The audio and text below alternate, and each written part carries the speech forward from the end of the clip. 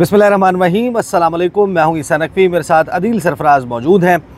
बात करेंगे हम उस अहम तरीन मुलाकात के हवाले से जो काजी फ़ाइज़ ईसा साहब के साथ नए अदालती साल के आगाज़ पर सुप्रीम कोर्ट ऑफ पाकिस्तान के रिपोर्टर्स की हुई। आपको याद होगा 2 साल पहले एक बड़ी मशहूर ज़माना तकरीर हुई थी।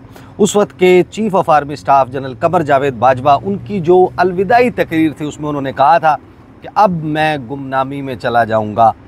वो गुमनामी में नहीं जा सके क्योंकि उनकी याद गाहे बगाहे कभी मुस्लिम लीग नवाज़ के लीडर्स के थ्रू, कभी पाकिस्तान तहरीक इंसाफ के लीडर्स की गुफ्तगू में नज़र आती है। काजी फ़ाइज़ ईसा साहब ने जो अपने इख्तितामी वक्त में कह सकते हैं कि अगर वो एक्सटेंशन नहीं ले रहे, अगर कोई जुडिशल पैकेज नहीं आ रहा, अगर तमाम लोगों का टेन्योर नहीं बढ़ाया जा रहा, तो उनका ये अलविदाई ख़िताब ही आप समझें। अलविदाई ख़िताब जो हैं उनमें से एक ख़िताब ये था जो काजी फ़ाइज़ ईसा साहब ने किया। क्या वो ये फ़ैसला कर चुके हैं कि वो गुमनामी में जा रहे हैं? क्या उनको याददाश्तों से महव किया जा सकता है या वो तज़किरा उनका मौजूद रहेगा आने वाले कई सालों तक? काजी फ़ाइज़ ईसा साहब के साथ जो इंटरेक्शन हुआ उसमें उन्होंने क्या क्या बातें की, किस बात पर वो थोड़ा सा नाराज़ हुए या खफगी का इजहार किया, किस बात पर मुस्कुराए, वो इंटरेक्शन कैसा था? अदील सरफराज साहब, सुना है कि आपका एक सवाल था, उस सवाल ने भी बड़ा मसला पैदा किया। पूरा इंटरेक्शन हमें ज़रा बताएं काजी फ़ाइज़ ईसा साहब के साथ क्या हुआ। सर देखें, आज नए अदालती साल का आगाज़ हुआ है और आज के इस आगाज़ के बाद जो कि फुल कोर्ट रेफरेंस की सूरत में हुआ है, हम लोग ये एक्सपेक्ट कर रहे थे इस आगाज़ से कबल कि चीफ़ जस्टिस काजी फ़ाइज़ ईसा अपनी जो एक्सटेंशन से मुतालिक ख़बरें चल रही हैं, जिन्हें वज़ीर कानून साहब महज क्या सराइयाँ कहते हैं, एक वजाहत जारी करेंगे, एक बयान देंगे, 2 टोक अंदाज में बताएंगे कि भाई मैं रिटायर हो रहा हूँ, 25 तारीख के बाद मैं चीफ़ जस्टिस नहीं रहूँगा। अब आइंदा आने वाले साल में जो आइंदा आने वाले चीफ़ जस्टिस होंगे वो आपको अपना एक रोड मैप देंगे कि क्या काम करना है। मगर उन्होंने ऐसा नहीं किया। इवन दो आखिर में जब तकरीर का इख्तिताम वो कर रहे थे, उनके मुंह से एक जुमला निकला जिसने बहुत से लोगों को सोचने पर मजबूर कर दिया। उन्होंने जुमला मुकम्मल तो नहीं किया, मगर वो ये कह रहे थे कि अब आगे भी अगले साल भी हम ये करेंगे। फिर उन्होंने उस बात को ज़रा मुख्तलिफ अंदाज में किया, जब वकला की जानिब इशारा करते हुए कहा कि वकला के मुंतखब नुमाइंदों की मुआवनत होगी, ये होगा वो होगा। उस जुमले को वो बीच में ही अधूरा छोड़ दिया। खैर, अदालती जो रेफरेंस है उसके इख्तिताम पर सेरेमोनियल हॉल में चाय का एहतमाम होता है और ये एक रिवायत है, तमाम जजेस साहिबान वहाँ मौजूद होते हैं, वकला जाते हैं, सहाफ़ियों को एक इंटरेक्शन का मौका मिलता है जजेस से। तो मैं आज I was the first one जो वहाँ पर गया, तो उस वक्त कोई और वकला या सहाफ़ी नहीं थे, तो मेरी कुछ जजेस साहिबान से मुलाकात हुई और एक ही सवाल मैं बार बार पूछ रहा था, बल्कि 2 सवाल। एक तो आज के चीफ़ जस्टिस ऑफ पाकिस्तान के ख़िताब से मुतल्लिक़, क्योंकि इसमें हमें कहीं कहीं अब भी चीफ़ जस्टिस काजी फ़ाइज़ ईसा साहब को 25 अक्टूबर के बाद कंटिन्यू रखने का इशारा मिलता है। और दूसरी जानिब एक अहम सवाल है मखसूस नशिस्तों के फ़ैसले का, जो लेकिन काजी साहब ने कह तो दिया कि मैं एक्सटेंशन नहीं ले रहा, फिर कैसा शक है? सर देखें, बात यह है, जो एक्सटेंशन ना लेने की बात है ये नई नहीं है। हमारे लिए ये बात अब बहुत पुरानी हो चुकी है। अब मामला एक्सटेंशन से आगे जा चुका है। अब मामला है उस आइनी तरमीम का जिसमें जजेस की उम्र को बढ़ाने की बात हो रही है। जो जजेस साहिबान 65 साल की उम्र में रिटायर हो जाते हैं, उन जजेस को अब 68 साल में रिटायर करने पर गौर व फिक्र किया जा रहा है। और हमारी तो इतलात ये हैं कि हुकूमत ने जैसे तैसे करके नंबर्स पूरे कर लिए हैं। अच्छा, यानी कि जब आप ये सुनते हैं कि वो कह रहे हैं कि मैं एक्सटेंशन नहीं लूँगा, तो दैट मीन्स कि एक्सटेंशन नहीं होगी अगर टेन्योर। लेकिन मेरा ख्याल है इस पे भी क्लैरिटी अब आ नहीं चुकी। नहीं, मैं आपको बताता हूँ। असल में थोड़ा सा इबहाम है, ये इबहाम जानबूझकर छोड़ा जा रहा है। मेरी अंडरस्टैंडिंग हुआ ये है कि आज जब चीफ़ जस्टिस काजी फ़ाइज़ ईसा साहब से गुफ्तगू हो रही थी, तो हमारे एक फ़ेलो कुलीग हैं, उन्होंने सवाल किया कि राना सनाउल्लाह साहब ने एक बयान दिया। अच्छा, वो सहाफ़ी जो हैं वो शायद अपना सवाल दुरुस्त अंदाज में उनके सामने पुट नहीं कर सके। वो शायद उन्हें ये तासुर दे रहे थे कि राना सनाउल्लाह साहब ने ये कहा है कि आपने एक्सटेंशन ना लेने का फ़ैसला किया है, जबकि राना सनाउल्लाह का बयान थोड़ा सा मुख्तलिफ था। राना सनाउल्लाह ने कहा कि उन्होंने एक्सटेंशन ना लेने का फ़ैसला किया है। ये ज़रूर कहा है कि अगर दीगर जजेस साहिबान की रिटायरमेंट एज को बढ़ा दिया जाए तो मुझे उस पर कोई एतराज़ नहीं है, क्योंकि कानून हो जाएगा, आइन में तरमीम हो जाएगी। तो चीफ़ जस्टिस से सवाल ज़रा मुख्तलिफ अंदाज में हुआ कि आपने सुना है कहा है कि मैं एक्सटेंशन नहीं लूँगा। तो उस पर उन्होंने कहा कि देखें, राना सनाउल्लाह साहब मुलाकात में नहीं थे, मुलाकात में थे वज़ीर कानून, अटॉर्नी जनरल, और ये पहली दफ़ा मालूम हुआ है कि उस मुलाकात में ही जस्टिस मंसूर अली शाह भी शामिल थे। उस मुलाकात में ये प्रपोज़ल रखा गया हमारे सामने कि हम जजेस जो चीफ़ जस्टिस हैं, तमाम जजेस नहीं, जो चीफ़ जस्टिस हैं सुप्रीम कोर्ट और हाई कोर्ट्स के, उनकी जो रिटायरमेंट एज है, रिटायरमेंट एज भी नहीं, उनका जो पोस्टिंग है एज उसको टेन्योर पोस्टिंग किया जाएगा, यानी मुद्दत ओहदा उसको बढ़ाकर 3 साल कर दिया जाएगा। अदरवाइज़ इस वक्त तो कोई मुद्दत ओहदा है नहीं, जब उनकी उम्र 65 साल होती है जब तक वो चीफ़ जस्टिस रह सकते हैं। अदरवाइज़ चाहे वो 1 दिन के लिए बने, चाहे वो 6 साल के लिए बने, मुद्दत ओहदा नहीं है। तो ये उन्होंने कहा कि हम ऐसा एक प्रपोज़ल है। तो चीफ़ जस्टिस ने कहा कि मैंने उन्हें कैटेगोरिकली मना कर दिया कि दीगर जजेस का तो मुझे नहीं पता, मैं इसका हिस्सा नहीं बनूंगा, मैं इसका बेनिफिशरी नहीं हूँगा। और वजह उन्होंने कहा कि मैं पर्सन स्पेसिफिक लेजिस्लेशन जो डायरेक्टली मुझे फ़ायदा देने के लिए की जाएगी उसको मैं कभी भी एक्सेप्ट नहीं करूँगा। अब यहाँ पर उन्होंने बात पूरी नहीं की। हुआ ये कि चीफ़ जस्टिस काजी फायज़ ईसा साहब से जब ये पूछा गया कि 25 को आप रिटायर हो जाएंगे, तो उन्होंने कहा कि देखें, मेरे पास मुझे तो ये तक इल्म नहीं है कि कल को मैं ज़िंदा हूँगा या नहीं। अब आपको अगर इल्म है, सहाफ़ी से वो कहते हैं, तो आप मुझे बता दें कि मैं कल को ज़िंदा हूँगा, फिर मैं आपको इस सवाल का जवाब देता हूँ। तो ये वो इबहाम है जो जानबूझकर छोड़ा जा रहा है। और ये सिर्फ मेरी राय नहीं है, वहाँ पर मौजूद बहुत से ऐसे दोस्त हैं हमारे जो काजी फायज़ ईसा साहब के बड़े दाई हैं, बड़े हामी हैं। वो भी ये कह रहे हैं कि जानबूझकर इस इबहाम को छोड़ना ये इवेंचुअली काजी फायज़ ईसा साहब के फेवर में नहीं जाएगा। बहरहाल इसके अलावा और भी बहुत से सवालात हुए। मैंने एक सवाल उनसे स्पेसिफिकली पूछा और मैं तो उनसे डरता बहुत हूँ, आपको मालूम है। तो मैंने डरते डरते सर, मैंने कहा सर एक छोटा सा सवाल हमारा भी है। मैंने पूछा सर 6 जजेस के ख़त पर, क्योंकि आपको मालूम है, मैं गुज़िश्ता वीडियो में बता चुका हूँ कि मैं एक्सपेक्ट कर रहा था कि चीफ़ जस्टिस काजी फायज़ ईसा आज की फुल कोर्ट रेफरेंस की तकरीब में 6 जजेस के उस ख़त का हवाला ज़रूर देंगे या एक स्ट्रॉन्ग इंस्टीट्यूशनल रिस्पॉन्स की बात ज़रूर करेंगे। मैं ये तवक्को कर रहा था, गो कि हमारे नाजरीन भी मुझे बुरा भला कहेंगे कि आप अभी तवक्को करते हैं, लेकिन बात यह है कि मैंने ये सोच रखा था, उन्होंने नहीं किया। मैंने उनसे सवाल पूछा, मैंने कहा सर 6 जजेस के ख़त पर आपने अज़ खुद नोटिस लिया, उस अज़ खुद नोटिस को समाअत के लिए मुकर्रर नहीं किया जा रहा, मई के बाद ग़ालिबन उस पर समाअत नहीं हुई। उस पर उनका जवाब था कि देखें, जस्टिस मुसर्रत लाली साहिबा की अलालत के बायस ये मुकदमा मौखर रहा, इस पर समाअत नहीं हो सकी। तो फिर मैंने एक सप्लीमेंट्री क्वेश्चन, ज़मीनी सवाल कर डाला आपने। सर सवाल हमने तो बस ऐਵੇਂ ही पूछ लिया ना। मैंने कहा सर वो फ़ौजी अदालतों वाला मुकदमा, उसमें भी जस्टिस मुसर्रत लाली थी, मगर उस मुकदमे का जो बेंच है उसको तब्दील कर दिया गया उनकी अदम दस्तयाबी की वजह से, इस मुकदमे में नहीं तब्दील किया गया। तो वो थोड़े से ऑफेंड हुए। उन्होंने कहा कि ये आप मुझसे क्यों पूछ रहे हैं, हालांकि पहले वही सवालात के जवाब दे रहे थे।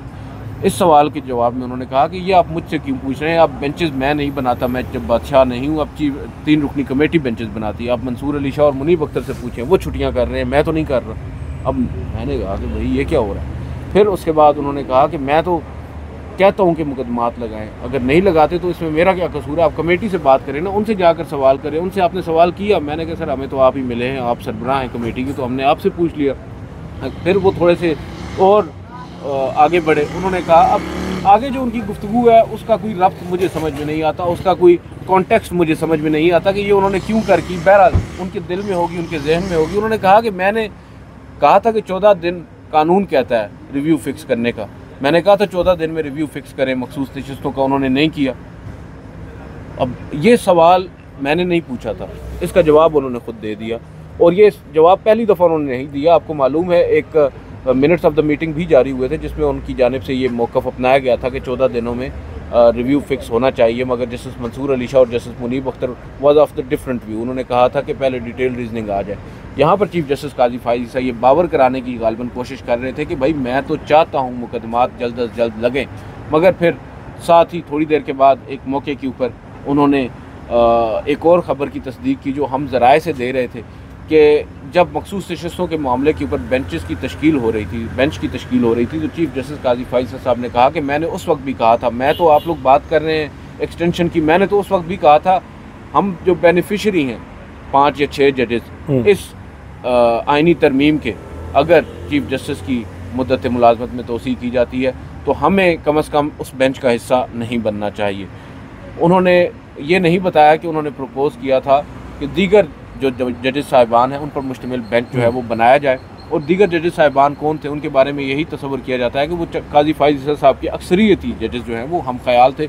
और इसके अलावा फुल कोर्ट फिर बाद अज़ां फाइनली बना, जो उसके नतायज आए वो भी हमारे सामने। एक मौके के ऊपर वो ये भी कह रहे थे कि मेरे बेंच में क्या फ़ैसला होगा ये अब मुझे भी नहीं मालूम होता।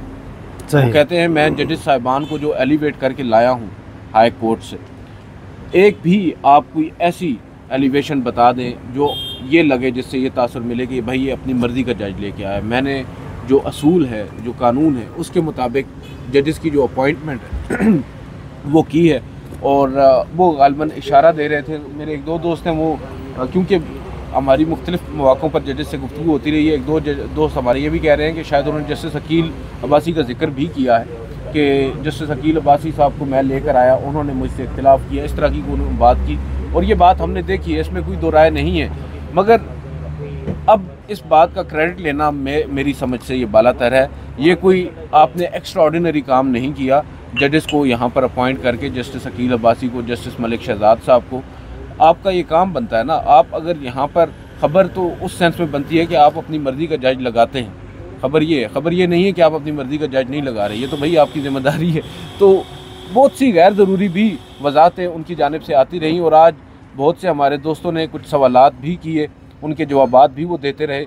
मगर ये जो मामला है एक्सटेंशन का, इसके ऊपर मैं एक दफ़ा फिर आपको वाज़ेह कर दूँ कि ये मामला सिर्फ एक्सटेंशन की हद तक नहीं है। एक्सटेंशन की हद तक मामला मई में ही ख़त्म हो गया था, जब चीफ़ जस्टिस काजी फाइज़ ईसा साहब से हुकूमती रहनुमाओं ने मुलाकात की थी। उसके बाद मामला जो ड्राफ्ट अब भी हमारी इत्तलात के मुताबिक तैयार हो चुका है, और जो हो सकता है कल या परसों टेबल भी हो जाए, वो उस अमेंडमेंट का है जिसमें जजेस की जो रिटायरमेंट एज है उसको 65 से बढ़ाकर 68 साल किया जा रहा है। तो ये बात बड़ी हमारे लिए हैरान कुन है कि अब हमारे बहुत से दोस्त ये कह रहे हैं कि काजी फाइज़ ईसा साहब ने एक्सटेंशन लेने से इनकार कर दिया। भाई मकसद एक्सटेंशन का नहीं है, आप एक्सटेंशन या तोसी का लफ्ज़ निकाल दें। बात सिंपल सी है, क्या 25 अक्टूबर के बाद चीफ़ जस्टिस काजी फाइज़ ईसा कंटिन्यू करेंगे या नहीं करेंगे? अगर वो कंटिन्यू करेंगे तो हम जो गुज़िश्ता चंद माह से ये बात कर रहे हैं, हम पर जो तनकीद कर रहे हैं, मुझे तो उनकी समझ में नहीं आती। लोग खबर देते हैं, सहाफ़ी खबर देते हैं, सहाफ़ी तरदीदें नहीं करते। मुझे तो ये समझ नहीं आ रही, हम खबर देते हैं, लोग तरदीद करने आ जाते हैं, और वो हमारे सहाफ़ी दोस्त हैं, वो खैर उनका। लेकिन तरदीद जो है वो ज़ाहिर है कि वो तो चीफ़ जस्टिस की तरफ से आनी चाहिए, जो कि नहीं आई। तो इस इंटरेक्शन के दौरान और दीगर जज साहिबान से जो इंटरेक्शन था, इस दौरान आने वाले दिनों के जो अदालती मंजरनामा है, ख़ास तौर पर सुप्रीम कोर्ट ऑफ पाकिस्तान में, उसके हवाले से किस किस्म का हिंट मिलता है? सब देखिए, मैंने मुख्तलिफ जजेस साहिबान से बात करने की कोशिश की। मैंने बिलखसूस जो चीफ़ जस्टिस काजी फाइज़ ईसा साहब की कंटिन्यूएशन है चीफ़ जस्टिस 25 अक्टूबर के बाद, इस हवाले से भी कुछ जजेस से सुन बुन लेने की कोशिश की। ये समझने की कोशिश की कि क्या जजेस साहिबान के भी वो रिजर्वेशन हैं या हो सकते हैं। उस पर जो रिएक्शन आया है, अब ऑफ द रिकॉर्ड है, मैं जजेस के नाम भी नहीं ले सकता, ओवरऑल जो एक रिएक्शन मुझे फ़ील हुआ है, जो मैंने अंडरस्टैंड किया है, जजेस साहिबान में भी एक डिस्कम्फर्ट जो है वो नज़र आता है। वो भी थोड़े से इस बारे में सोच विचार ज़रूर कर रहे हैं। और यहाँ पर एक बात ज़रूर ज़हन नशीन करने वाली है ईसा नकवी साहब के, अगर हम एक जानिब देख रहे हैं कि हमारी हुकूमत जो है, जो मुंतखब या चुनतखब जो भी हुकूमत है, वो अगर प्लान कर रही है या वो चीफ़ जस्टिस काजी फाइज़ ईसा साहब को कंटिन्यू रखने के लिए कोशिशें कर रही है, तो दूसरी जानिब जजेस साहिबान हैं, वो भी तो कुछ सोच रहे होंगे। उनके हाथ में अब भी एक ट्रम्प कार्ड है, वो मखसूस नशिस्तों का फ़ैसला है।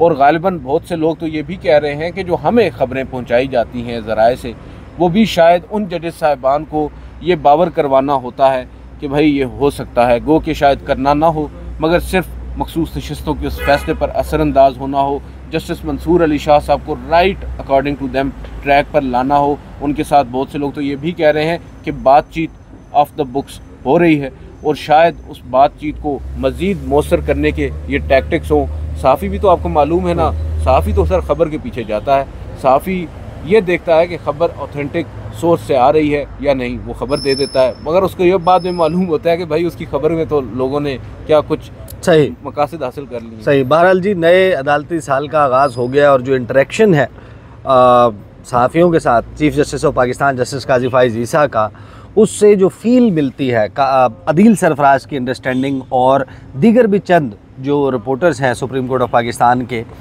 उनकी अंडरस्टैंडिंग ये है कि अगरचे वो एक्सटेंशन ना लेने के हवाले से बहुत ही वाज़े और गैर मुबहम अंदाज में कह चुके हैं, लेकिन इसका कतई ये मतलब नहीं है कि वो जो गुमनामी में जाने का फ़ैसला है वो कर चुके हैं। वो गुमनामी में जाने का फ़ैसला ये मैं जो है वो मुहावरतन कह रहा हूँ, क्योंकि अब ये मुहावरा साबिक chief of army staff general Qamar Javed Bajwa के साथ मंसूब हो चुका है, क्योंकि उन्होंने कहा था कि अब मैं गुमनामी में चला जाऊंगा।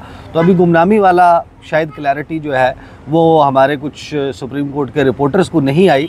उसके लिए शायद हमें इंतज़ार करना है, और इंतज़ार करना है अक्टूबर की 25 तारीख़ का। और वो जो अलविदाई मुलाकातें, रेफरेंसेस और उनसे ख़िताब और ये सारे मामलात शुरू हो जाते हैं। मखसूस नशिस्तों का फ़ैसला, उसके हवाले से भी उन जजेस साहिबान से बात की जो जिन जजेस साहिबान का वो फ़ैसला है। 8 जजेस साहिबान, उनमें से 3-4 से तो मेरी गुफ्तगू हुई है। मैंने उनसे ये सवाल पूछा कि कब आ रहा है फ़ैसला, क्योंकि आपको पता है ये बहुत बड़ी डेवलपमेंट है। तो उस पर जजेस साहिबान की जो राय थी वो बड़ी इंटरेस्टिंग थी। वो कह रहे थे बस जस्टिस मंसूर अली शाह साहब को एक दफ़ा आने दें, और हमारी जो अंडरस्टैंडिंग है अभी तक जजेस साहिबान की आपस में कोई मुलाकात भी नहीं हुई, क्योंकि छुट्टियों के बाद वो आज ही वापस आए हैं। तो ऐन मुमकिन है आज कल में उनकी कोई मीटिंग भी हो जाए और उस मीटिंग के बाद यह हतमी फ़ैसला हो जाए कि फ़ैसला कब सुनाना है, क्योंकि मेरी इतलात के मुताबिक फ़ैसला तो लिखा जा चुका है। फ़ैसला लिखा जा चुका है और फ़ैसला कब आना है इसके हवाले से इंतज़ार करना होगा। अब तक के लिए इतना ही। मुझे और अदील सरफराज को इजाज़त दीजिए। अल्लाह हाफ़िज़।